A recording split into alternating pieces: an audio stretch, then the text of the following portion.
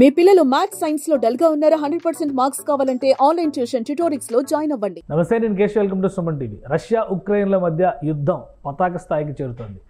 Ukraine 4000 కిలోమీటర్ల లోపలికి చొరబడి మరీ రష్యా ఎయిర్ బేస్లపైన దాడి చేసిన తర్వాత యుద్ధం భీకర రూపం దాల్చిందని పాశ్చాత్య మీడియా కూడా పెద్ద ఎత్తున ప్రచారం చేస్తుంది. అసలు ఏం జరుగుతోంది? సీజ్ ఫైర్ ప్రతిపాదన ఉక్రెయిన్ చేసినప్పటికీ రష్యా ఎందుకు అంగీకరించడం లేదు? విశ్లేషించేటువంటి ప్రయత్నం చేద్దాం. మనతో పాటు మాజీ ఆర్మీ కల్నల్ శ్యామ్ విజయసింహ గారు ఉన్నారు. విజయసింహ గారు నమస్తే. నమస్కారం. సరే, రష్యా ఉక్రెయిన్ వార్ ఒక 2 రోజుల నుంచి చాలా హీట్ జనరేట్ చేసింది. ఈరోజైతే హైపర్సోనిక్ వెపన్స్తో కూడా రష్యా దాడి చేసింది అనేటువంటి ప్రచారం జరుగుతుంది. ఏంటి అసలు ఈ యుద్ధం జరుగుతున్నటువంటి విధానం? 2 ఏళ్ళు 3 ఏళ్ళ నుంచి, అంటే రష్యా లాంటి దేశానికి ఒక రోజులో ముగించే యుద్ధం అనేటువంటి అభిప్రాయం ప్రజలకు ఉండేది. బట్ 2-3 ఏళ్ళు అవుతున్నా కానీ ఒక అంతం అనేది లేకుండా ఎందుకు జరుగుతుంది?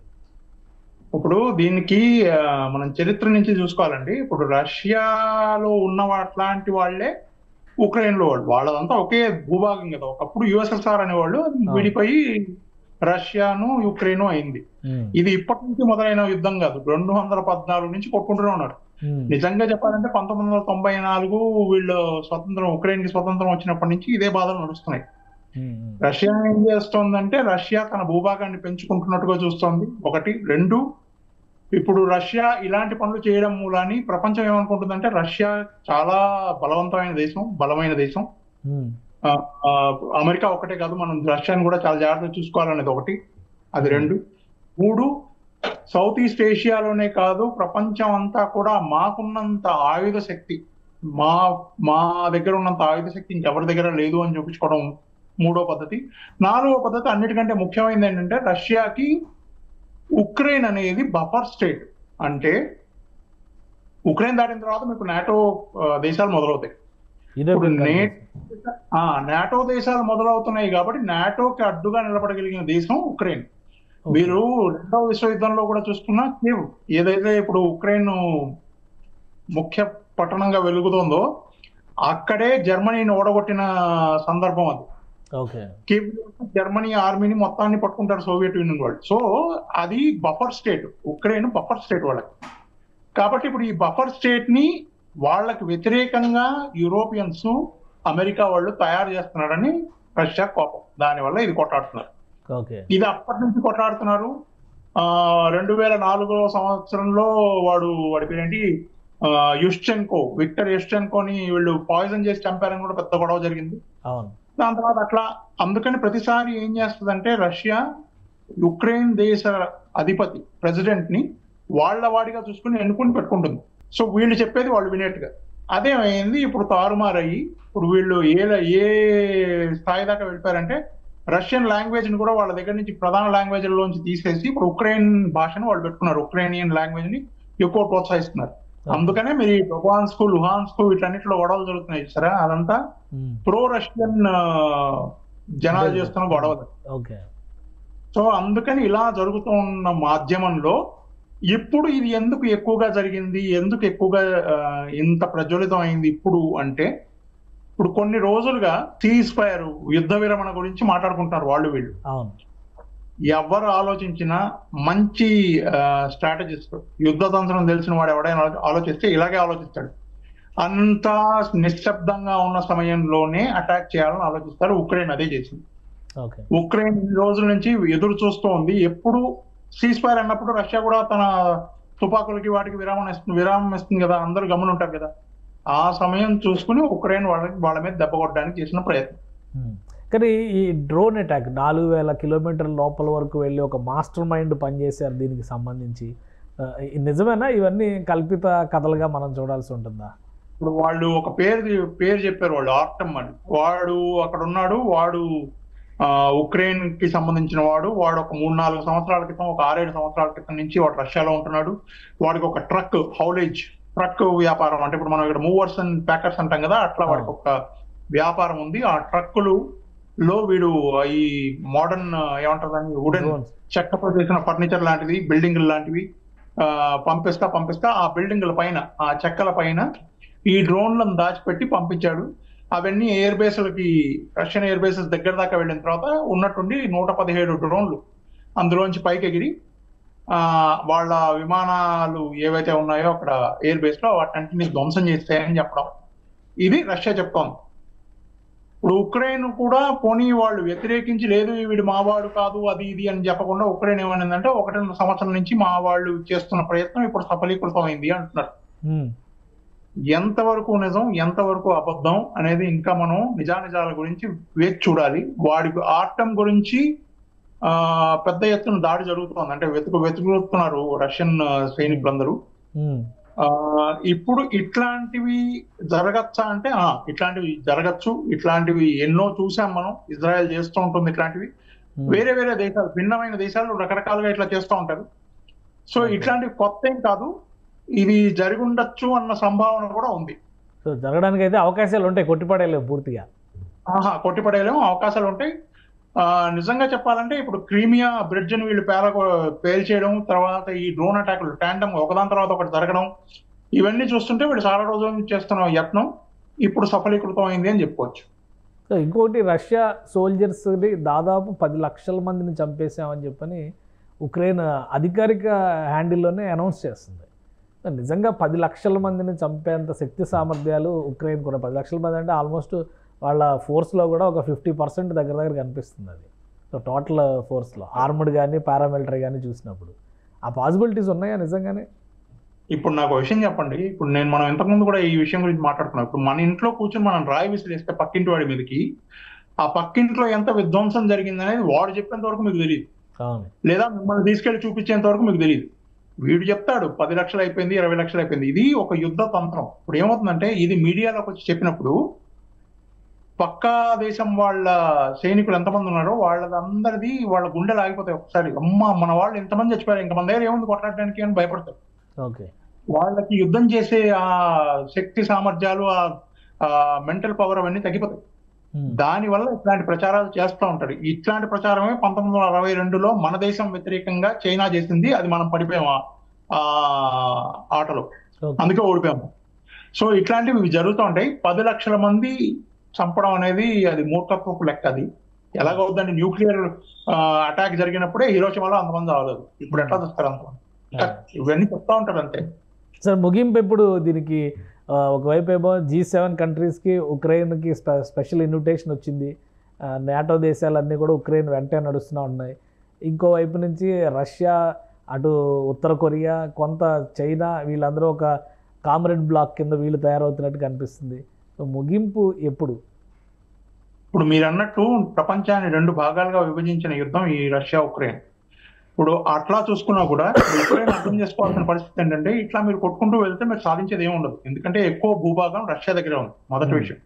రెండో విషయం, ఎంత కాదనుకున్నా ఎంత తక్కువ చేసినా రష్యా మీద ఎన్ని శాంక్షన్స్ పెట్టినా వాళ్ళు ఇంకా యుద్ధాలు చేస్తూనే ఉన్నారు. 3, ఈ నేటోను యుఎస్ మీకు సపోర్ట్ చేస్తూనే ఉన్నారు. యుఎస్ ఎంత బాగా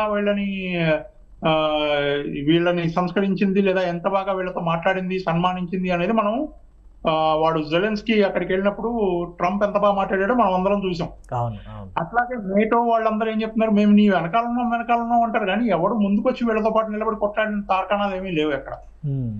కాబట్టి మనం ఆలోచించాల్సిన పద్ధతి ఏంటంటే, అసలు ఎందుకు కొట్లాడుతున్నారు, ఏంటి అవసరం, రష్యాకి ఏంటి అవసరం, వీళ్ళకేంటి అవసరం అనేది మనం తెలుసుకున్నాం అనుకోండి, ఇది సామరస్యంగా పరిష్కరించగలిగిన విషయం.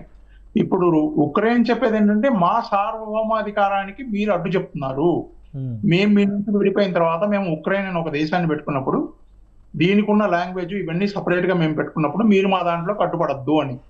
వాళ్ళు అడ్డుపడము అనే చెప్తున్నారు రష్యా వాళ్ళు. వాళ్ళు ఏం చెప్తున్నారంటే, మేము అడ్డుపడం, కానీ మీరు నాటో వైపు వెళ్ళొద్దు, వాళ్ళ వైపు మొగ్గు చూపొద్దు, మీరు ఏమంటారు తటస్థంగా ఉండండి, మీరు మా వైపు ఉండదు వాళ్ళ వైపు ఉండదు. మీరు వాళ్ళ వైపు వెళ్ళిపోతే మాకు కష్టం, మీ దగ్గర బేస్ కనుక వాళ్ళు పెట్టుకుంటే మా మీద వాళ్ళు యుద్ధం చేసే అవకాశాలు ఉంటాయని వాళ్ళ ఉద్దేశం. సో ఇది ఈ స్టేల్మేట్ నడుస్తుంది, ఇది గొడవ. ఇందులో మేజర్ గా ఎప్పుడు ఆగిపోతుంది అంటే, ఇప్పుడప్పుడే ఆగిపోవడం కష్టం అండి. నాకు తెలిసి ఇప్పుడు 41 యుద్ధ విమానాలని కూలగొట్టేసింది ఉక్రెయిన్. వాళ్ళ ఎయిర్ బేస్ లోకి వెళ్ళి 41 యుద్ధ విమానాలని కూలగొట్టేసింది. 30% లాసెస్ అంటున్నారు. వాళ్ళు అందులో న్యూక్లియర్ వార్ హెడ్స్ క్యారీ చేసే ఎయిర్ క్రాఫ్ట్స్ పోయేవాడు. ఇప్పుడు అక్కడ ఉన్నవాడు కూడా మామూలు మనిషి కాదు, వాడు ఆర్మీలో సైన్యంలో పనిచేసిన వాడే ప్రెసిడెంట్ వాళ్ళకి పుతిన్. పుతిన్ చూస్తాడు అని నేను అనుకోను, వాళ్ళు ఊరుకుంటారని కూడా నేను అనుకోను, వైలెంట్ గా రియాక్ట్ అవుతారు. అది మనం చూస్తున్నాం, మీరే అంటున్నారు కదా హైపర్సోనిక్ మిసైల్స్ తోటి దాడులు జరుగుతున్నాయని. వాళ్ళు ఊరుకోరు, అంతవరకు అయితే తెలిసిన విషయమే. ఇది ఎప్పుడు అవుతుంది అనేది, ఎంత నష్టం మీద ఉంటుంది అనే దాని మీద నిర్భరమవుతుంది. అంటే బ్రేక్ ఈవెన్ అంటాం కదా మనం, అంటే వాళ్ళ సైన్యం పూర్తిగా తగ్గిపోయి ఇంకా అన్టెనబుల్ పొజిషన్కి, అంటే ఇంకా మేము కొట్లాడలేము అన్న పరిస్థితికి వీళ్ళు రావచ్చు, లేదా కొట్లాడలేము అన్న పరిస్థితికి వాళ్ళు రావచ్చు. రష్యా ప్రస్తుతానికి పై స్థాయిలో ఉంది. ఉక్రెయిన్ దగ్గర డబ్బులు కూడా లేవు, వీళ్ళు అప్పు తెచ్చుకున్న ఆయుధాలు అప్పు తెచ్చుకున్న డబ్బులతోటే కొట్లాడుతున్నారు. కాబట్టి వీళ్ళు కూర్చొని సామరస్యంగా పరిష్కరించుకుంటే ఉక్రెయిన్కి మంచిది, రష్యాకి మంచిది. Right sir, India Russia relations మీద దీని ఎఫెక్ట్ ఏమైనా ఉంటుందా? ఈ మధ్య ఎప్పటికీ కూడా చిరకాల మిత్రుడు అనుకునేటువంటి రష్యా మరి పాకిస్తాన్తో సంప్రదింపులు జరిగినాయి, పాకిస్తాన్కి మద్దతు ఇస్తున్నారని, ఫైనాన్షియల్ ఎయిడ్స్ కూడా ఇస్తున్నారని, వాళ్ళు ఆర్మీ రిక్వైర్మెంట్స్ కూడా కొన్ని ప్రపోజ్ చేశారని ఇవన్నీ కూడా వస్తున్నాయి. సో ఉక్రెయిన్ వార్ నేపథ్యంలో భారత్ రష్యా సంబంధాలు ఎలా ఉండొచ్చు, అది పాకిస్తాన్కి ఎలాంటి అడ్వాంటేజ్ క్రియేట్ చేసే అవకాశాలు ఉన్నాయి? ఏమి లేదు, పాకిస్తాన్ భారతదేశానికి రష్యాకి ఇంతకు ముందులాగా ఉన్న సంబంధాలే ఉంటాయి ఇప్పుడు కూడా. ఇప్పుడు మనం మన పందాన్ని మార్చుకుని మనం అమెరికాకి దగ్గరయ్యాం స్వతహాగా. అంటే చారిత్రకంగా మనం చరిత్ర అంతా మనం తిరగరాసి చారిత్రకంగా మనం చూస్తే మనం రష్యాకి దగ్గరగా ఉన్నవాడు. మనం మన స్టాండ్ ని మార్చి మనం అమెరికాకి దగ్గర వాళ్ళని కూడా చూసాం. అది మనం చూస్తుంటాం లాస్ట్ ఒక 5-6 సంవత్సరాల నుంచి మనం ఇది కూడా చూస్తున్నాం కదా. సో అప్పుడు రష్యా ఎప్పుడు అడగలేదు మీరు ఎందుకు వాళ్ళకి దగ్గరగా వెళ్తున్నారు అని. వాళ్ళు అప్పుడు కూడా మనతోటి మన స్నేహితులాగానే ఉన్నారు. ఇప్పుడు రష్యా పాకిస్తాన్ కి సాయం చేయడానికి ఒప్పుకుంది అంటే అది వ్యాపారం. ఆ స్నేహం కేవలం వ్యాపారం.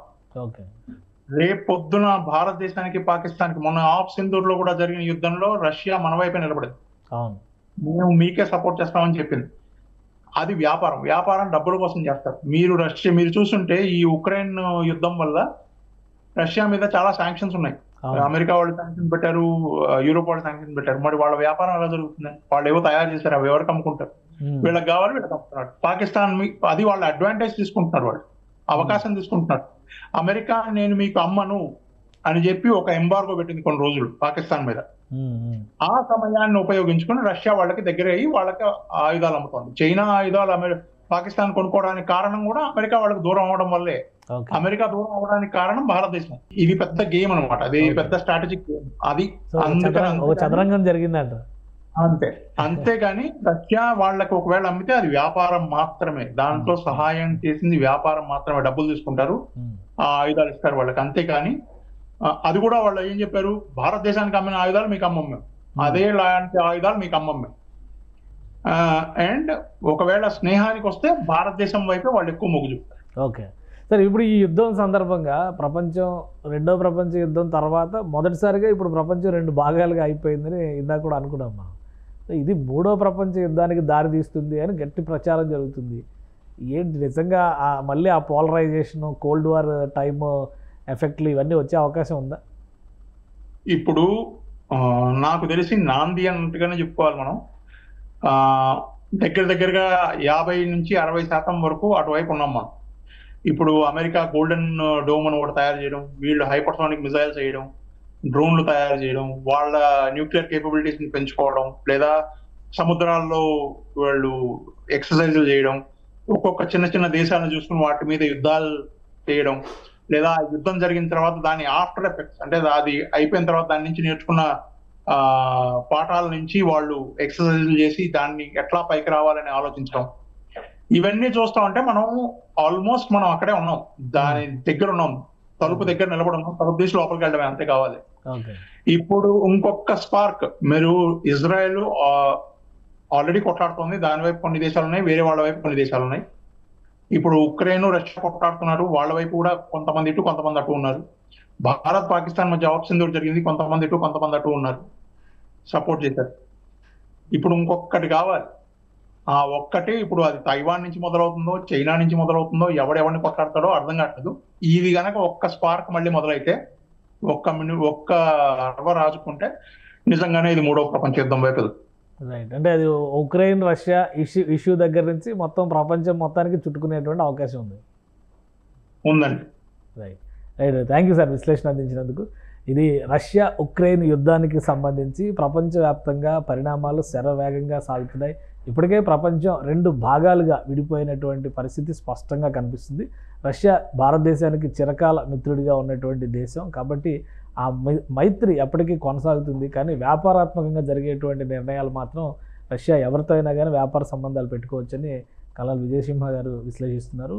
ఇంకోవైపు నుంచి చూస్తే ఉక్రెయిన్ పరిస్థితి చాలా దయనీయంగా ఉంది. ఈ యుద్ధానికి మించి అంటే యుద్ధానికి సంబంధించి కాల్పుల విరమణ అనే ప్రకటన వస్తే మొదటి ఉపశమనం లభించేది ఉక్రెయిన్కే అని ఆయన విశ్లేషిస్తున్నారు. ఇది special discussion. Keep watching. Suman టీవీలో మీ పర్సనల్ అండ్ బిజినెస్ ప్రమోషన్స్ కోసం కింది నెంబర్కి కాంటాక్ట్ చేయండి.